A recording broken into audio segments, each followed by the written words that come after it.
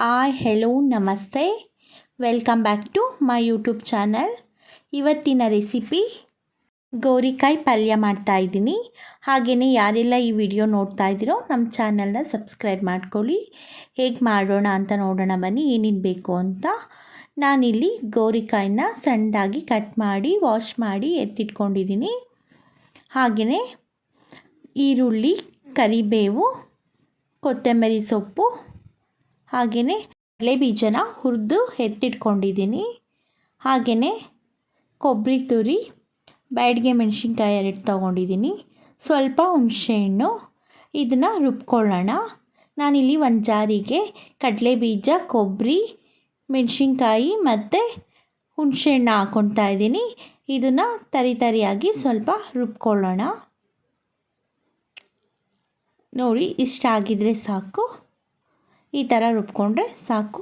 ಈಗ ಒಗ್ಗರಣೆ ಮಾಡ್ಕೊಳ್ಳೋಕ್ಕೆ ರೆಡಿ ಮಾಡ್ಕೊಳ್ಳೋಣ. ನಾನಿಲ್ಲಿ ಸ್ಟವ್ ಮೇಲೆ ಒಂದು ಕುಕ್ಕರ್ ಇಟ್ಟಿದ್ದೀನಿ. ಅದಕ್ಕೆ ಎಣ್ಣೆ ಬಿಟ್ಕೊಂಡು ಅದು ಎಣ್ಣೆ ಕಾದಾದಮೇಲೆ ಸಾಸಿವೆ ಮತ್ತು ಜೀರೋ ಅಂತ ಬೆಳ್ಳುಳ್ಳಿ ಹಾಕ್ಕೊಳ್ತಾ ಇದ್ದೀನಿ. ಹಾಗೆಯೇ ಅದನ್ನೆಲ್ಲ ಹಾಕ್ಕೊಂಡು ಫ್ರೈ ಮಾಡಾದಮೇಲೆ ಈರುಳ್ಳಿ ಹಾಕ್ಕೊಳ್ತಾ ಇದ್ದೀನಿ. ಈರುಳ್ಳಿನೂ ಅಷ್ಟೇ ಚೆನ್ನಾಗಿ ಫ್ರೈ ಮಾಡ್ಕೊಳ್ಳೋಣ. ಕಲರೆಲ್ಲ ಚೇಂಜ್ ಆಗಬೇಕು.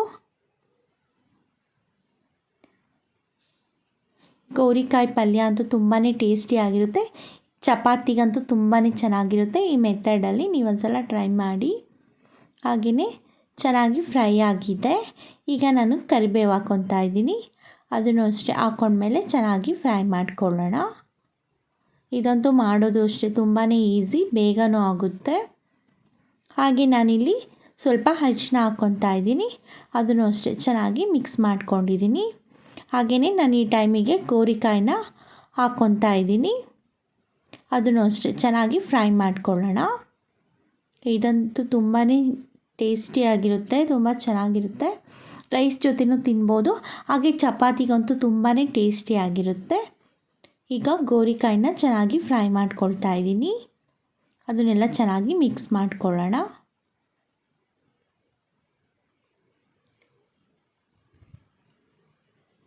ಗೋರಿಕಾಯಿ ಆರೋಗ್ಯಕ್ಕೂ ಅಷ್ಟೇ ತುಂಬಾ ಒಳ್ಳೆಯದು.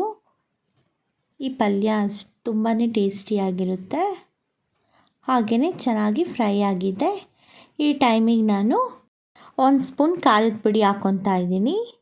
ಹಾಗೆಯೇ 1 ಸ್ಪೂನ್ ಧನಿಯಾ ಹಾಕ್ಕೊತಾ ಇದ್ದೀನಿ. ಅದನ್ನು ಅಷ್ಟೇ ಚೆನ್ನಾಗಿ ಮಿಕ್ಸ್ ಮಾಡ್ಕೊಳ್ಳೋಣ.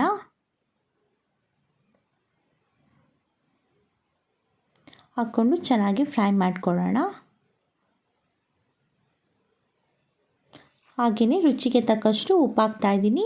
ಇದನ್ನು ಚೆನ್ನಾಗಿ ಮಿಕ್ಸ್ ಮಾಡಿ ನಾನಿಲ್ಲಿ ಕುಕ್ಕರ್ ಲಿಡ್ನ ಕ್ಲೋಸ್ ಮಾಡಿ ನೀರು ಹಾಕ್ದಲೇ 1 ವಿಸಿಲ್ ಕೂಗಿಸ್ಕೊಂಡಿದ್ದೀನಿ. ಈಗ ಪೌಡರ್ನ ಬೆಂದಿರೋ ಅಂಥ ಗೋರಿಕಾಯಿ ಪಲ್ಯಕ್ಕೆ ಹಾಕ್ಕೊಂಡು ಚೆನ್ನಾಗಿ ಫ್ರೈ ಮಾಡ್ಕೊಂಡಿದ್ದೀನಿ. ಹಾಗೆಯೇ ನೋಡಿ ಎಷ್ಟು ಬೇಗ ರೆಡಿ ಆಗೋಯಿತು. ಗೋರಿಕಾಯಿ ಪಲ್ಯ ರೆಡಿ ಆಗಿದೆ.